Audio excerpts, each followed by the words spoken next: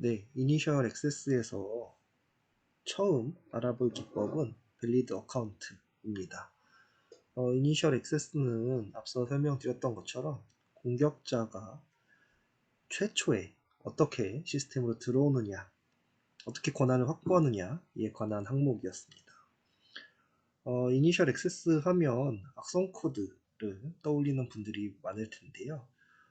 현재 시점에서 악성 코드가 주류인 건 맞습니다. 다만 시스템에서 권한을 확보할 수만 있으면 굳이 악성 코드를 사용하지 않아도 됩니다.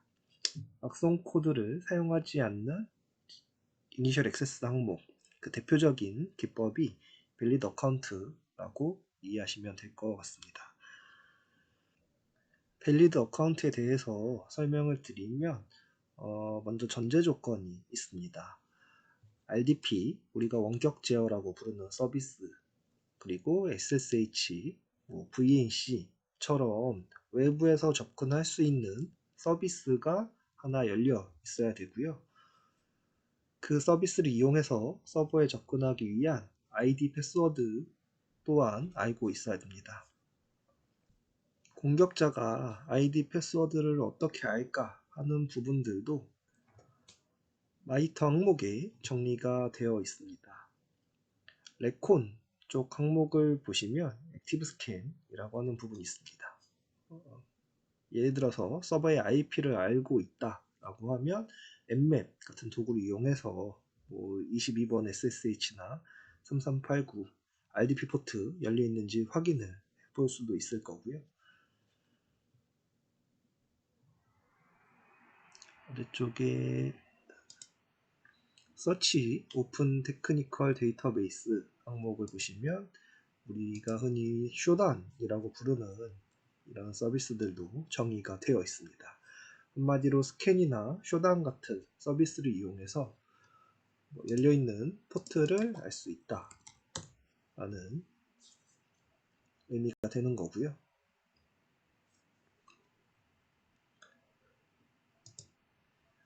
계정 정보는 이 오신트 같은 서비스를 이용해서도 알 수 있습니다. 익스플로이트 포럼이라고 하는 러시아 포럼인데요. 이 러시아 포럼 사이트 접속해서 내용들을 읽다 보면 RDP 액세스 이런 내용을 판다는 글들을 볼 수 있습니다.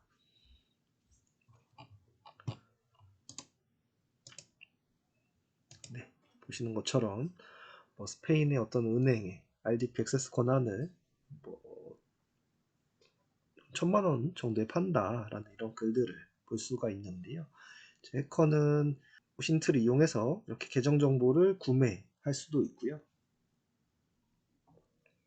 크리덴셜 덤프 같은 것들을 이용해서 계정 정보를 확보할 수도 있습니다. 어쨌든 이렇게 다양한 방법으로 이제 이런 계정 정보를 이용한 공격을 할 수 있습니다. 이 공격을 테스트하기 위해서 환경을 한번 구성해 보도록 하겠습니다. 네, 먼저 시스템에 원격 제어 서비스를 활성화해 보도록 하겠습니다. 시작에서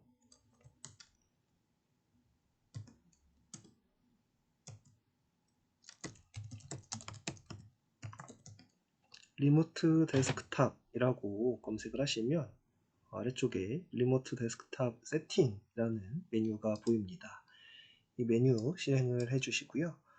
여기서 리모트 데스크탑 오프 되어 있는 부분을 ON으로 바꿔주시면 3389 포트가 열립니다. 포트가 열렸으면 이번에는 제어판으로 들어가 보도록 하겠습니다. 제어판에 사용자 계정으로 접속을 해주시고요. 여기서 사용자 패스워드를 만들어 주도록 하겠습니다. create 패스워드 항목을 누르셔서 여기서 사용할 패스워드 입력을 해주시면 되고요. 실습에서 까먹지 않도록 잘 기억을 해주시면 되겠습니다.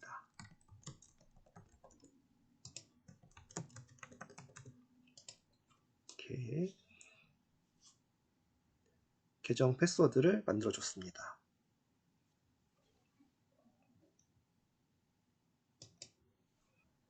이제 서버의 IP를 한번 알아보도록 하겠습니다. IP 컨피그를 이용해서 서버의 IP를 확인을 해주시고요. 이제 다른 서버로 넘어가서 RDP로 접속 테스트를 해보도록 하겠습니다. 네, 시작에서 MSTSC 입력을 해주시고요. 조금 전에 확인한 IP를 넣어주도록 하겠습니다.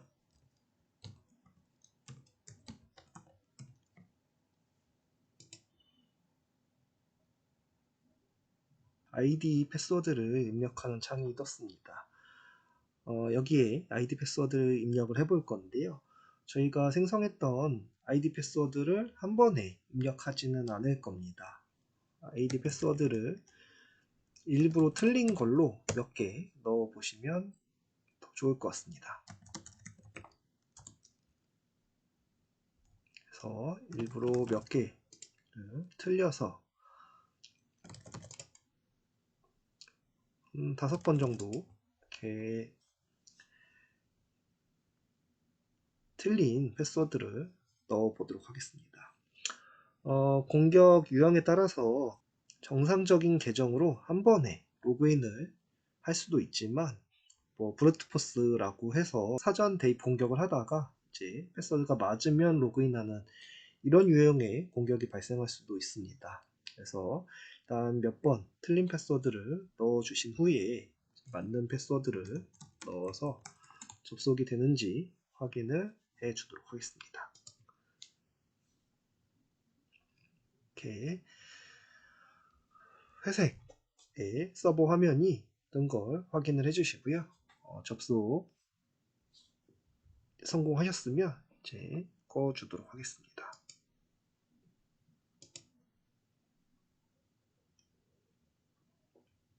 네, 여기까지 진행이 되었으면 밸리드 어카운트 공격 테스트까지는 완료가 된 겁니다. 서버에 RDP 같은 서비스가 열려 있고 ID 패스워드를 알고 있을 때 그 계정을 이용해서 서버에 접근한다. 이런 유형의 공격이었습니다. 그러면 이제 공격자가 서버에 들어왔을 때 어디에 로그가 남는지 한번 살펴보도록 하겠습니다. RDP 같은 경우엔 로그인에 성공했냐 아니면 실패했냐에 따라서 그 로그가 남는 경로가 달라집니다. 먼저 공격에 실패한 로그부터 살펴보도록 하겠습니다. 네, 서버의 화면으로 돌아왔습니다. 아까 우리가 공격 테스트를 하면서 일부러 패스워드를 몇 번 틀렸습니다. 이렇게 공격에 실패한 로그를 한번 살펴보도록 하겠습니다. 공격에 실패한 로그는 이벤트 로그 중에서 시큐리티 항목에 남게 되는데요. 이벤트 뷰어를 띄워 주시고요. 윈도우즈 로그에서 시큐리티 로그를 눌러 주시면 됩니다. 네, 로그인에 실패한 로그는 이벤트 아이디가 4625 번으로 남습니다. 그래서 아래쪽으로 좀 내려주시면 이렇게 4625 이벤트 아이디를 확인할 수 있고요. 어디 페일러 로그로 남게 됩니다. 그래서 세부 내용을 확인을 해보면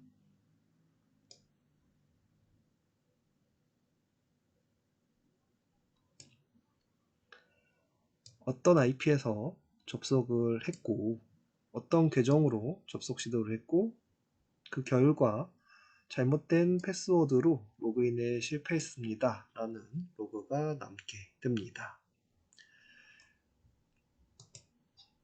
그래서 이제 우리가 이벤트 로그를 볼 때 4625번 어디 페일러 로그가 100개, 1000개 다수 쌓여 있으면 브루트포스 공격이 발생했구나 라고 추정을 해볼 수가 있습니다.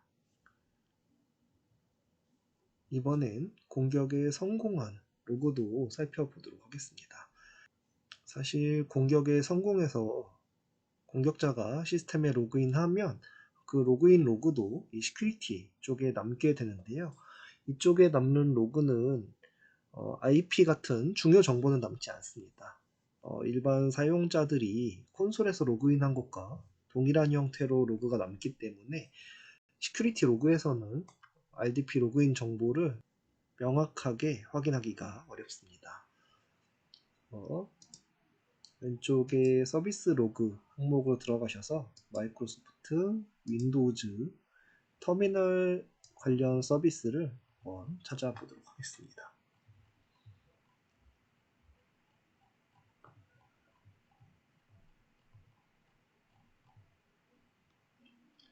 네, 터미널 서비스 관련된 항목들이 보이는데요. 이 중에 리모트 커넥션 매니저 이 로그입니다. 이 로그의 오퍼레이션 로그를 살펴보시면 이벤트 아이디 1149입니다. 이벤트 아이디 1149 항목을 보시면 RDP를 이용해서 로그인에 성공한 로그를 확인할 수 있습니다. 보시면 마찬가지로 IP가 남아 있고요. 로그인한 사용자 계정 정보가 남아 있습니다. 이 두 개의 정보를 이용해서 누가 언제 로그인에 성공했다 하는 사실을 확인할 수 있습니다.